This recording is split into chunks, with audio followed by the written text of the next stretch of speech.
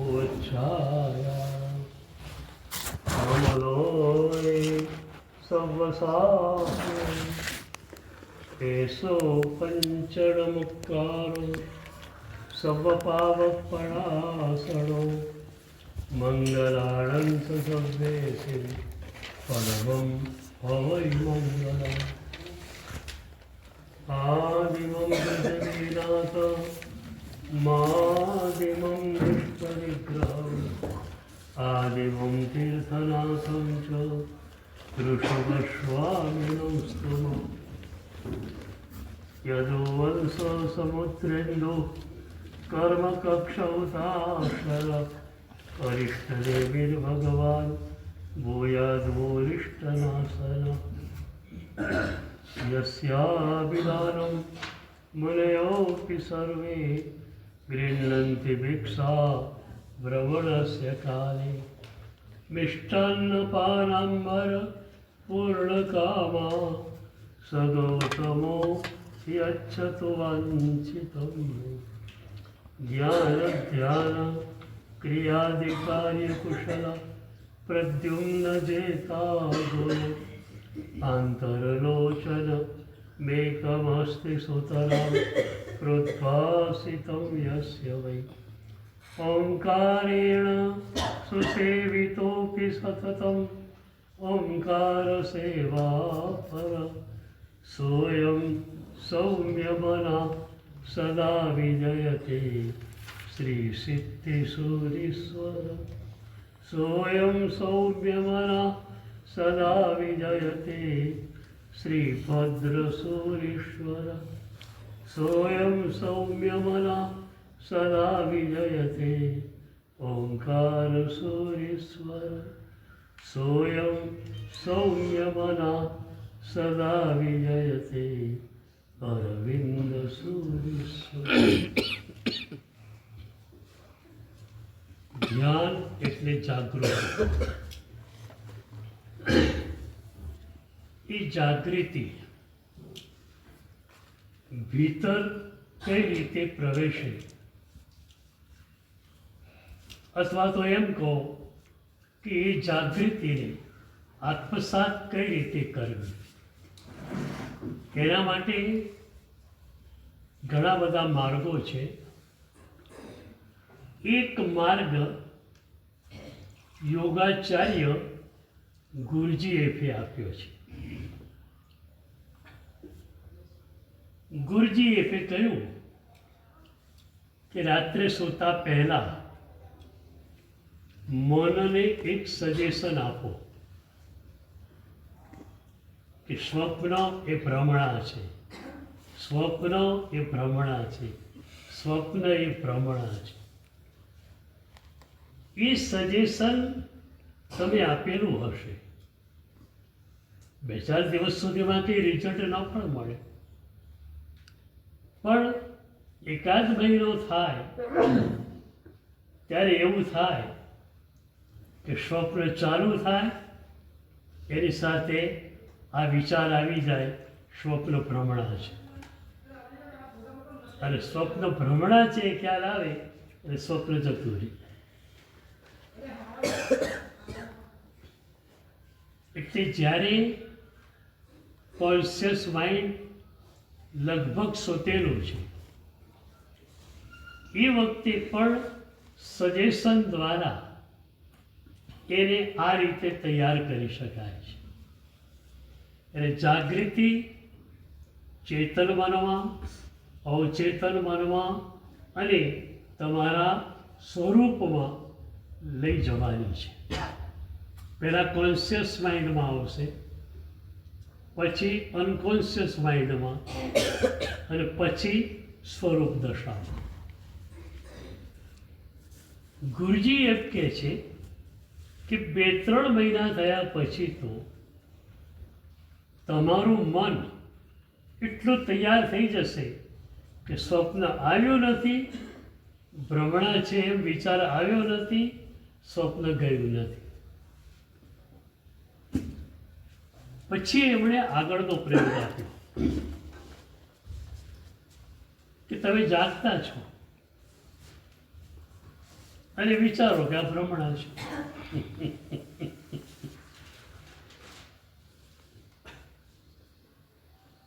બ્રહ્મ સત જગન મિથ્યા, આ બધું મિથ્યા છે, ભ્રમણા છે. તો જાગતા પણ તમે જાગૃતિને બરોબર માણી શકશો. આપણે ત્યાં જાગૃતિની વ્યાખ્યા આ જ કરી છે જ્ઞાનસારમાં, કે વિકલ્પો ન ચાલતા હોય અને સ્વગુણમાં કે સ્વરૂપ દશામાં તમે ગયેલા હો, એ જાગૃતિ છે. હિન્દુ પદ્ધતિમાં એ જ ઉજાગર છે. જેને આપણે જાગૃતિ કહીએ છીએ એને એ લોકો ઉજાગર કહીએ છીએ. આપણે જાગૃતિ 7મા ગુંઠાણે અને ઉજાગર 13મા ગુંઠાણે છે. તો આ રીતે જાગૃતિને અંદર અંદર અંદર લઈ જવાની છે. બોલો, આમાં શું અઘરું છે? અઘરું છે કે અઘરું તો તમે કરો છો એ છે. વિહાર લોચ અઘરું તમે કરી શકો છો, સહેલું નથી કરી શકતા. મૂળ શું થયું? દીક્ષા વખતે અને દીક્ષા પછી એક મનમાં નિર્ધાર થયો કે દીક્ષા લીધી એટલે આ રીતે સ્વાધ્યાય કરવાનો, આ રીતે ભક્તિ કરવાની, આ રીતે જાપ કરવાનો અને એ રીતે પ્રભુની આજ્ઞા પાળવાની. જરૂર એ પણ પ્રભુની આજ્ઞા જ છે, પણ એ પ્રભુની વ્યવહાર આજ્ઞા છે. પ્રભુની નિશ્ચય આજ્ઞા શું છે? તું તારા સ્વરૂપમાં સ્થિર થા. તો આખરે સ્વાધ્યાય દ્વારા, ભક્તિ દ્વારા, જાપ દ્વારા આપણે આપણા સ્વરૂપમાં લીન થવાનું છે અને એ સ્વરૂપ દશાના આનંદને આપણે માણવાનું છે. તો ધ્યાન એટલે જાગૃતિ. સ્વ અને પરના ખાના એકતા તો છૂટા પડી ગયેલા હોય કે પર એટલે જવાનું જ નથી. એમાં સ્વ છે તો એમાં જ મારે જવાનું છે.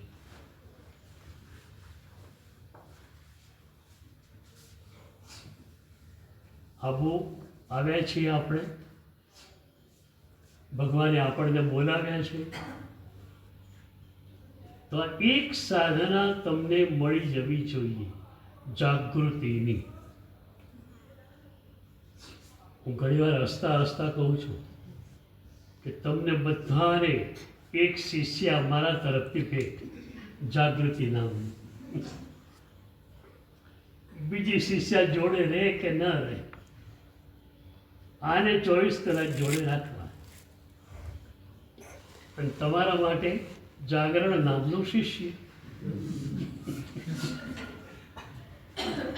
સતત એને સાથે રાખવાનું.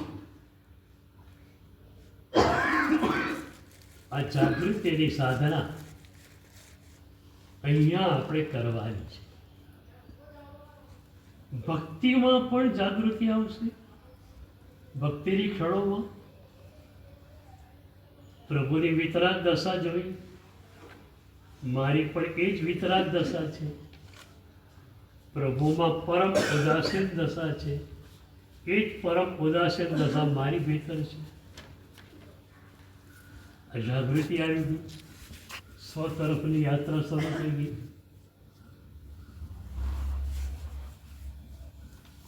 ભગવાને આપણને જ્ઞાન કરી દીધા છે. તમે તો 24 કલાક સ્વમાં કેમ ન હો, એ સવાલ મારે તમને પૂછવો છે.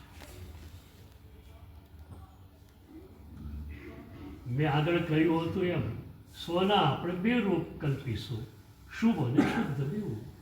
શુભ કારણ છે, શુદ્ધ કાર્ય છે. 24 કલાક શુભ અને શુદ્ધ વિના તમે ક્યાંય હોઈ શકો ખરા? શુભ એ તલેટી, શુદ્ધ એ શિખર અને અશુભ એ ખેડ. કોઈના પ્રત્યે તિરસ્કાર થયો, તમે ખેડમાં પટકાયા. ખ્યાલ આવે છે? ખેડમાં પટકાશો તમે, કોણ તમને લેવા આવશે? ચૂરે ચૂરા થઈ જશે અસ્તિત્વના. અશુભમાં મારે જવાનું જ નથી, આટલું નક્કી કર્યું છે. ન આસક્તિ મારી પાસે જોઈએ, ન જીવદ્વેષ મારી પાસે જોઈએ, ન અહંકાર કે ઈર્ષા મારી પાસે જોઈએ. કદાચ તમે ઊંઘતા ઝડપાઈ જાઓ, જાગૃતિને ક્યાંક મૂકી દીધી હોય શિષ્યાને, તો તમે એકલા હો અને ઊંઘતા ઝડપાઈ જાઓ, તો પણ તમે સાધિકા છો, સાધક છો. 1 મિનિટથી વધારે એ વિભાવ તમારી ભીતર ચાલવો નથી. આ બહુ જ શક્ય વાતો કરું છું, કોઈ અશક્ય વાત નથી કરતો. આ તમે કરી શકો એમ છો, પણ કરતા નથી, કારણ કે કરવાની કોઈ ઈચ્છા નથી. વાચના સાંભળવાની જેટલી ઈચ્છા છે, એટલું વાંચનામાં જે આવે એને કરવાની ઈચ્છા ખરી? આજે નક્કી કરો, મારે અશુભમાં પરમાં જવું જ નથી. એક પદાર્થ, એક વ્યક્તિ કે આ શરીર, એના પ્રત્યે રાગ મને ન હોય, એક વ્યક્તિ પ્રત્યે દ્વેષ કે તિરસ્કાર ન હોય, અહંકાર મારી ભીતર ન હોય, ઈર્ષા મારી ભીતર ન હોય, ચાલે જ નહીં. સીધું તમારું કરે બંધ તૂટી જાય. ખ્યાલ આવે છે? સેજ તિરસ્કાર કોઈના ઉપર કર્યો તો કરે બી બંધ તૂટ્યું કે નહીં તૂટ્યું? પ્રતિજ્ઞા શું છે? 2 કલાક સામાયિકમાં રહીશ એવું છે, 3 કલાક સમભાવમાં રહીશ એવી પ્રતિજ્ઞા છે, કે 24 કલાક સંભાવમાં રહીશ એવી પ્રતિજ્ઞા છે? પ્રતિજ્ઞા કઈ તમારી? 24 કલાક સંભાવમાં રહેવાય. 1 મિનિટ પણ તમે જીવદ્વેષમાં ગયા તો કરેવી બંધ તૂટી. ચાલશે તમને? કરેવી બંધ નહીં રહે તો ચાલશે, તૂટી જશે તો ચાલશે.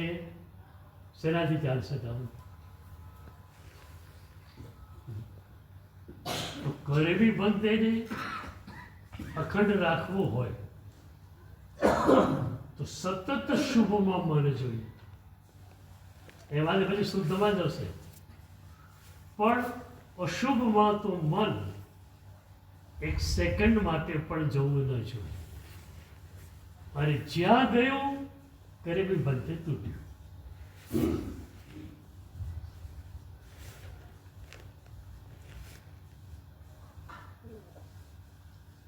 શ્રાવકના સામાયિકના જે 32 અતિચાર આવે છે,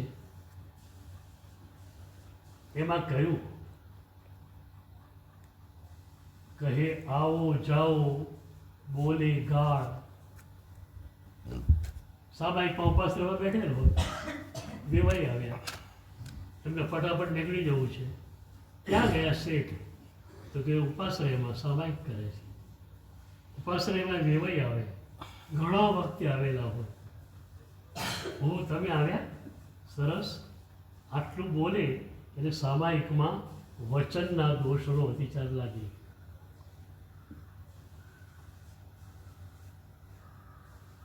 એક પણ સાધક કે મહેમાન તમારી પાસે આવે એ એના તરફ ખુલતી વાત છે, પણ એ આવે અને તમે એને સારું માનો તો તમને સીધો દોષ લાગે. ચોમાસામાં વિરાધના કરીને એ આવે તો ઢોક બહુ આવી ગયા, સરસ ખલાસ કરે બંને ગયું.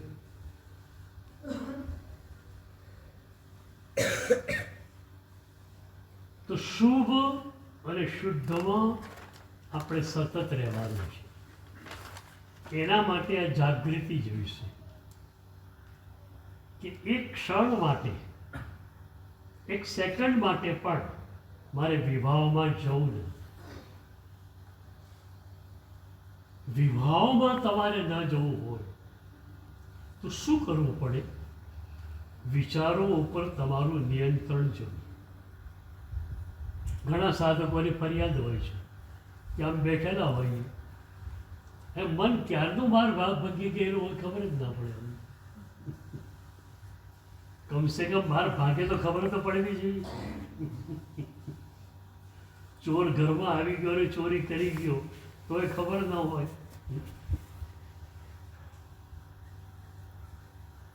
પેલા શેઠની વાત આવે છે. શેઠ સટાણી બેન ફાર્મ હાઉસમાં રહેતા હતા. એક રાત્રે બંગલાના એક રૂમની પાછળ અવાજ આવવા માંડ્યો. કોઈ ખાતરથી ભીત તોડી રહ્યું છે. શેઠાણી લાગી ગયા. એમણે કહ્યું અવાજ છે ને ભીત તોડવાનો અવાજ છે, કોઈ ચોર આવતો લાગે છે. શેઠ કે આવા તો નહીં, પછી વાત, હું બેઠો છું ને બેસ. ચોર અંદર આવ્યો.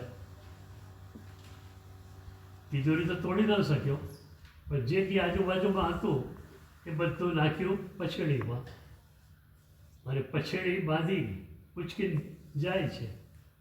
શેઠાણી કપડા તો આવી ગયો, લઈને જાય છે. જવા દે ને, કેટલે દૂર જશે.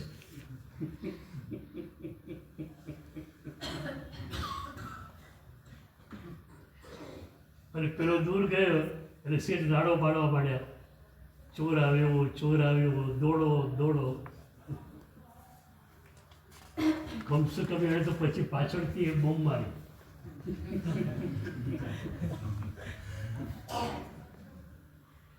ત્યારે તો પાછળથી બોમ્બ મારતા નથી. મારો બોમ્બ મારી ક્યારે કહેવાય? ખ્યાલ છે કે રાગ થઈ રહ્યો છે, ખ્યાલ છે કે જીવન દ્વેષ થઈ રહ્યો છે, તો એ થવા દો. એટલે શું થયું? ચોર આવે છે તો આવવા દો. ઓટલું બાંધવા દો, પછી કેટલે જશે. છેવટે દૂર ગયો ને ત્યારે બોમ્બ તો મારી. શેઠ એટલો સારો કહેવાય. તમે પાછળથી બોમ્બ મારો એવા છો એકે આલોચનામાં લખો છો કે આટલી સેકન્ડ, આટલી મિનિટ જીવન વેસ્ટ થયો. ખબર છે ન કરાય. ઊંઘતા પકડાઈ જવું જતી વસ્તુ છે, પણ ખબર છે કે ન કરાય અને છતાં તમે કોઈની સામે બોલ્યા જ કરો, નોન સ્ટોપ બોલ્યા કરો અને એ રીતે જીવ દ્વેષની ધારામાં તમે રહો તો તમે પેલા શેઠથી આગળ ગયા.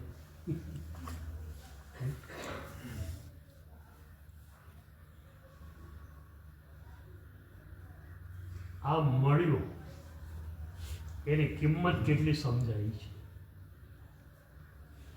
ભગવાનની પરમ પ્રસાદી રજોહરણ, એ રજોહરણ આપણને મળ્યું છે એનું મૂલ્ય કેટલું સમજાય છે.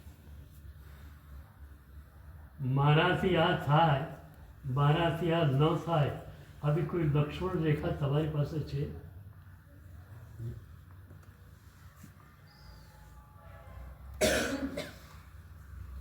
એટલે અમારી એક વેદના છે કે આટલું સરસ તમને આપવામાં આવ્યું, પ્રભુની કૃપાથી આટલું સરસ તમને મળ્યું, છતાં તમે વિભાવમાં જાઓ.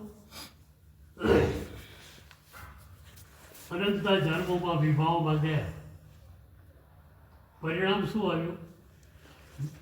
પરિણામ શું આવ્યું? નરક અને દેવું. અહીંથી ક્યાં જવું છે? એમ દેવલોક રેડો નથી પડ્યો. દ્રવ્યથી આ મળી ગયું એટલે દેવલોક નક્કી થયો એવું માનતા નહીં. ભાવથી સ્પર્શે તો જ.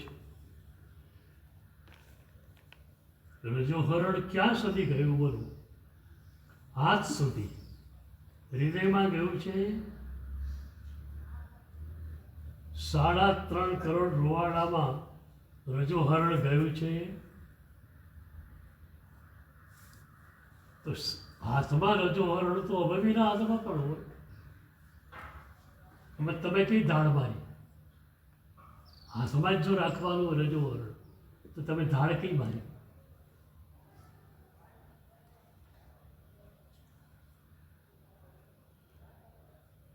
આના પર થોડું જો આત્મનિરીક્ષણ કરશો તો તમારી યાત્રા આખી જ પલટાઈ જશે. શ્રી સંઘો પાસેથી વીવીઆઈપી ટ્રીટમેન્ટ આપણે લઈએ છીએ. શું આપણને અધિકાર છે?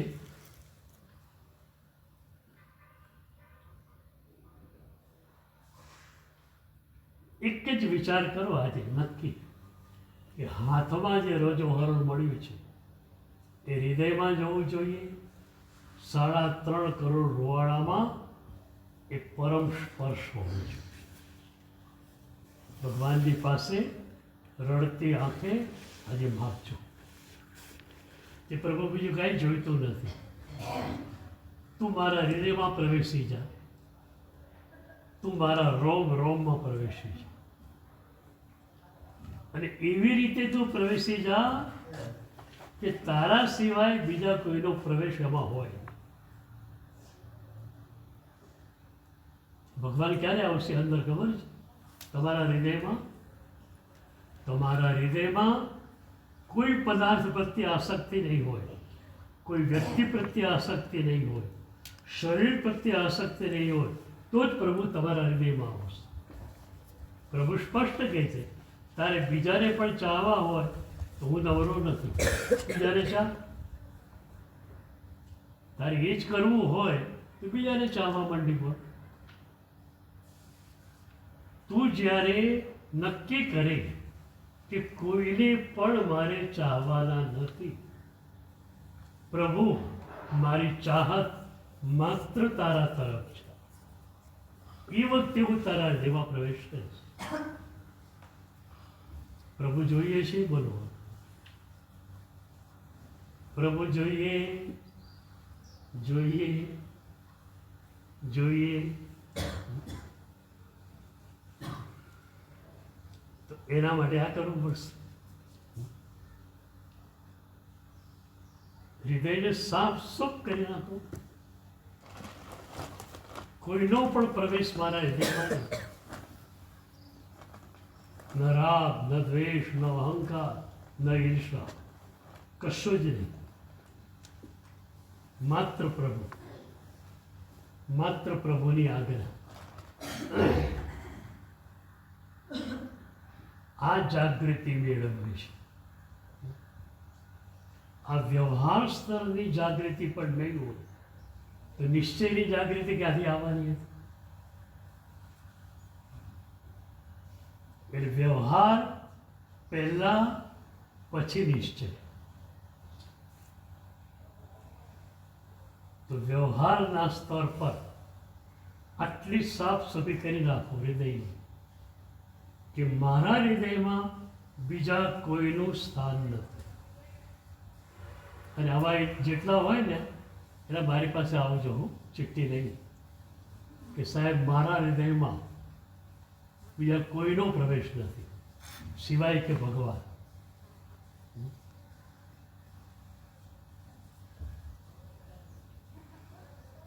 બધું અણમોલ પ્રભુ શાસન મળ્યું, પ્રભુ સામાન્ય મળ્યું,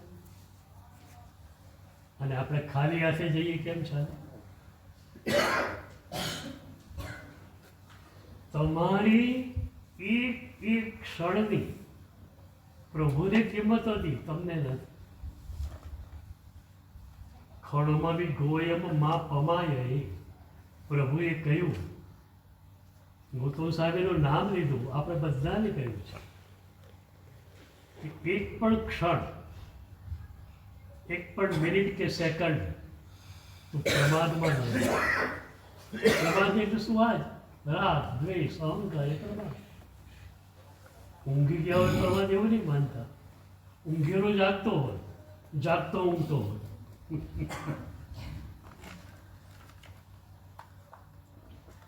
સાતપા ગુંઠાળે રહેલો મુનિ ઊંઘે તો પણ જાગતો હોય.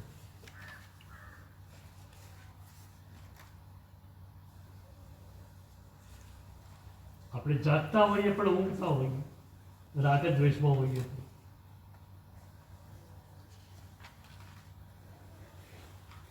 આજે આ જાગૃતિ લાગે છે કે રજો હરણ મારા હૃદયમાં પ્રવેશે, મારા રોમ રોમમાં પ્રવેશે, મારા વ્યક્તિત્વમાં, મારા અસ્તિત્વમાં કોઈનો પણ પ્રવેશ ન હોવો જોઈએ. માત્ર એ જ તો અનંતા જન્મોમાં નથી ઘટી એવી ઘટના તમારા જીવનમાં ઘટશે. તો જ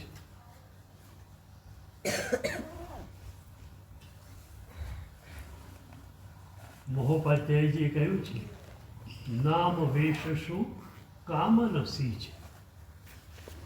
માત્ર નામથી કે વેશથી કોઈ કામ સિદ્ધ થવાનું નથી. તમારું હૃદય એમાં કેટલું ભળે છે એનાથી જ કાર્યની સિદ્ધિનું માપદંડ માપીશું. તો આજે આ વાત કરી છે, થોડું એના પર અનુપ્રેક્ષા કરજો. એકલા પણ કરી શકાય, બે ચારના ગ્રુપમાં પણ કરી શકાય કે આપણે શું કરવું. કોઈ સંકલ્પ કરે વધારે વધારે મૌનમાં રહેવું, બોલીએ તો ગડબડ થાય, મૌનમાં રહેવું. ઠીક છે, સામેવાળાને અસમાધિ થાય ત્યારે થોડું બોલી દેવાય, પણ એ અસમાધિ થાય છે માટે તમારા માટે બોલવાની તમારી જરૂર નથી. કોઈ નક્કી કરશે કે હું કઠોર અવાજે ક્યારે પણ કોઈને એક શબ્દ નહીં કહું. કોઈ નક્કી કરશે કે મારા મનની અંદર પણ જીવદ્વેષ ન હોવો જોઈએ. આવું તમે નક્કી કરો, એકલા નક્કી કરો, બે ચારના ગ્રુપમાં નક્કી કરો. અને જે નક્કી કરે એનો કાગળ મને આપો, મને આનંદ થશે કે કંઈક તમે આગળ વધી રહ્યા છો. નહીં તો વર્ષોથી તમને જોઉં છું, વર્ષમાં 3-4 ગ્રંથો વાંચનારા પણ પરિણતિની ક્ષેત્રે ક્યાં?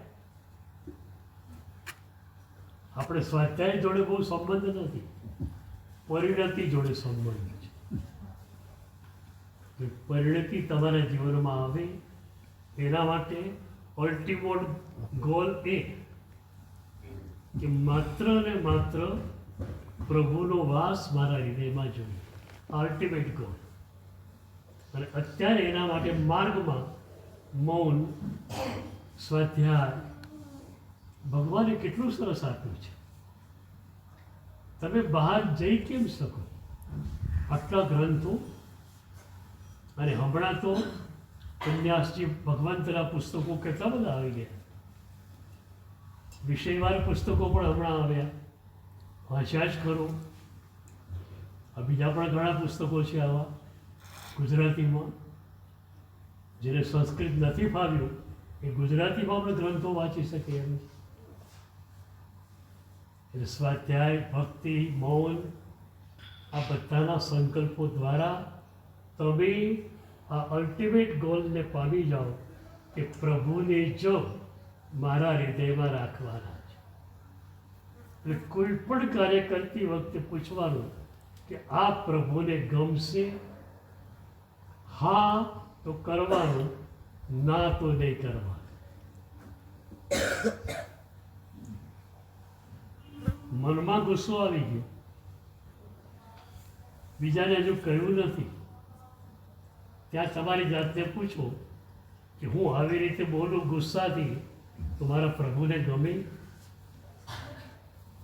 તો હું અહીંયા શા માટે આવેલી છું? શ્રાવકપણામાં પણ પ્રભુની આજ્ઞા પડાય છે, તો સાધુપણામાં કેમ આવે? શ્રાવકપણામાં પૂરેપૂરી આજ્ઞા પડાતી નથી, સાધુપણામાં પૂરેપૂરી આજ્ઞા પડાય. પૂરેપૂરી આજ્ઞા પાડવી એટલે શું થયું? પ્રભુને ગમે તે કરવાનું, એને ન ગમે તે ના કરવાનું. તો એક એક કાર્ય કરતી વખતે પૂછો કે આ પ્રભુને ગમશે? રાગમાં જવાનું છે, પૂછો પ્રભુને ગમશે? દ્વેષમાં જવાનું છે, પૂછો પ્રભુને ગમશે? ના આવે તો બ્રેક લાગશે. એક શરૂઆત કરશો તો આગળ વધશો, નહીંતર માત્ર સાંભળી લેશો. એટલે આજથી જ શરૂઆત કરી દો. વ્યક્તિગત કરો, સમૂહમાં કરો, નાના ગ્રુપમાં કરો, કોઈ પણ રીતે કરો, પણ આજથી યાત્રા શરૂ કરો. સર્વમંગલ કલ્યાણ પ્રધાનમ સર્વધર્માણમ જૈનમ